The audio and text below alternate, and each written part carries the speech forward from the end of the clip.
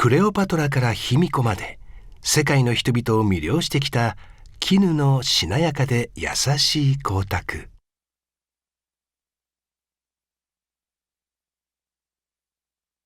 絹はドレスや着物、シャツや下着だけではなく、今や多様な使われ方をしています。その一つが扇子です。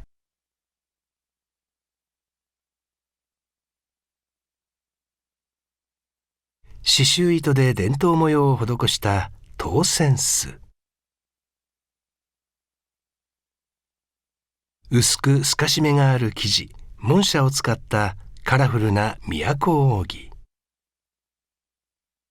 お香入りの水引きのチャームがアクセントになっています。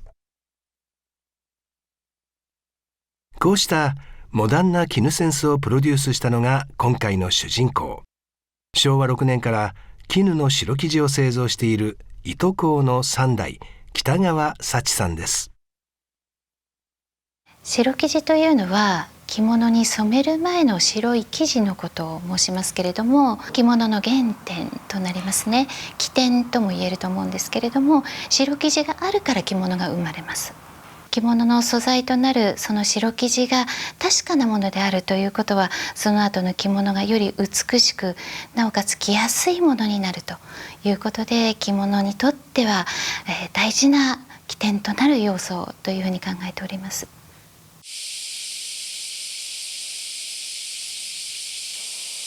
糸工の本社があるのは中京区お池通り室町。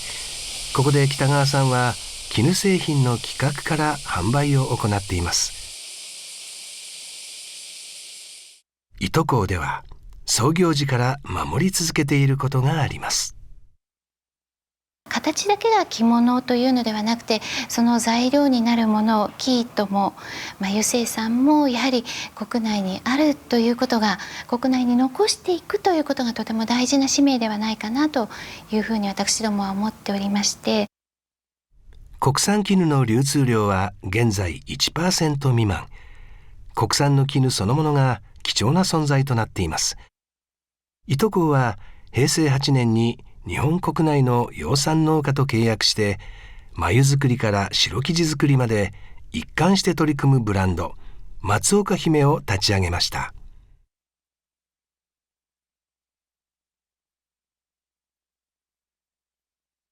松岡姫の蚕は福島県で育てられています。一揃えの着物を作るのになんと1万頭もの蚕の繭が必要になります。ちなみに蚕の数え方は頭なのです。繭は山形県の工場で生糸となります。生糸は細い繭糸をより合わせてできていて、松岡姫の生糸は通常の生糸に比べ超極細に仕上げています。同じ太さの生糸でもしなやかなのです。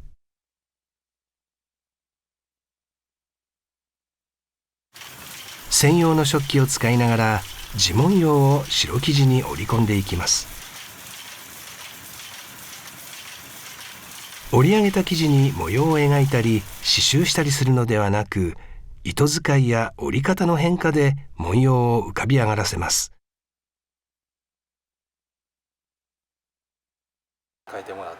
糸工では伝統的な文様はもちろん、新しい文様も数多く手掛けます。ダイナミックに動きのあるような柄がいいんじゃないかなと思うんで、図案を担当しているのが入社6年目の広田真理子さんです。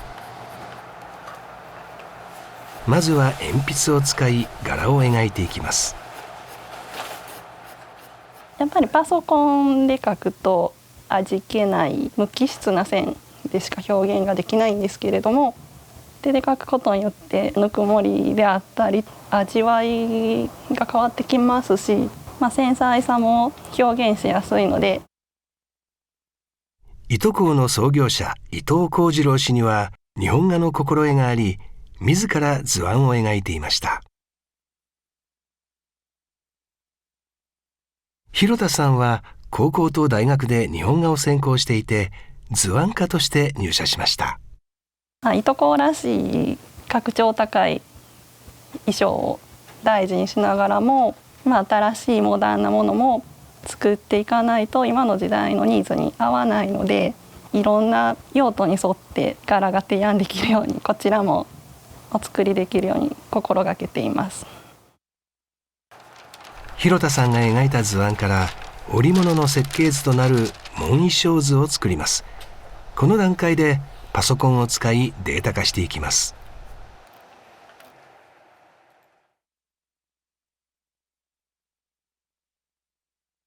白生地の新たな図案であるとか、新たなものづくりということを図案家とともに、また紋図を制作してくれる私どものスタッフとともに新たなものづくりを常に心がけておりますね。新しい視点で、若い意見も取り入れながら、新たな新商品の開発ということは非常に大事な点になってくると思います。地文様を織り込んだ白生地を染めに出します。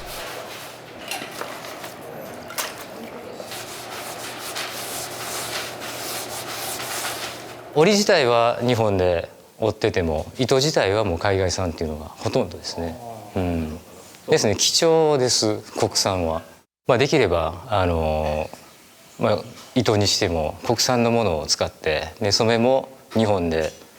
加工する、最初から最後まで、国産のものを使って加工するっていうのが、本来の形なのかなと、そういう気持ちを持ってやらせてもらってます。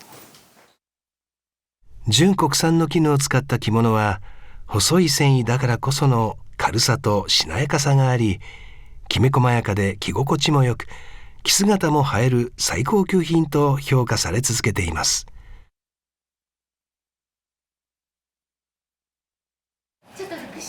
北川さんは絹そのものの魅力をさらに発信するべく、これまでなかった発想でものづくりを始めました。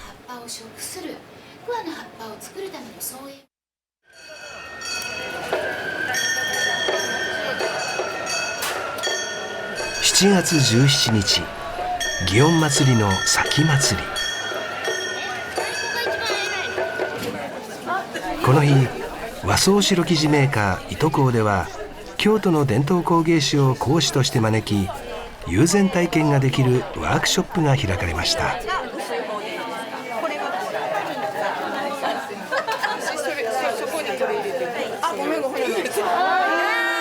友禅刺しから紋すり、金彩工芸まで絹と触れ合うためのワークショップです。いかがでしょうか。綺麗にいきました。すごい綺麗にいきました。ここダメですね。さまざまな伝統工芸とコラボが可能な絹。糸工3代北川さんは6年前、絹の可能性を広げる家具を作りました。それがこちら。ガラス面に文様を描いただけのローテーブルのように見えますが、光を当てると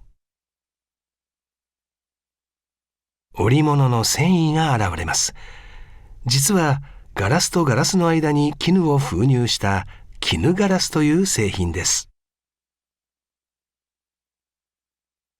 着物を見ることが好きな人は多い。でも実際に手に取って着るというのは限定的だけれども、空間に寄せ合わせればより多くの方に着物の文化を知っていただけるかなというようなところから、内装材建材として新たな事業としてスタートいたしました。絹織物をガラスに挟み込むことで水に弱いという弱点を克服し、透過性を生かした新しい絹の美を表現できたのです。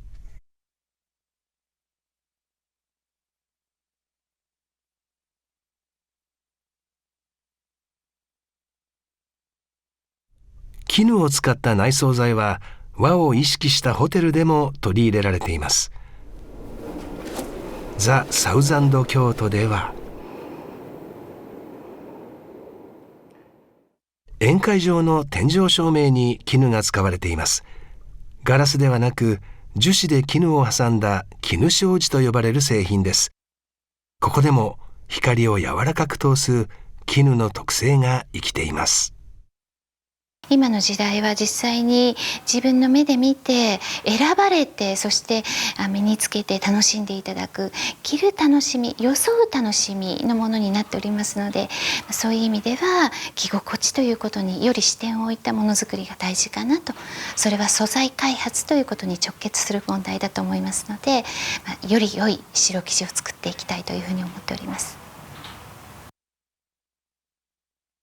糸工3代北川幸さん。白い繭から紡ぎ出される白い生糸、白い生糸から作られる白生地。白いからこそ多様な可能性が広がります。北川さんは今、新しい白い光を紡ごうとしているのです。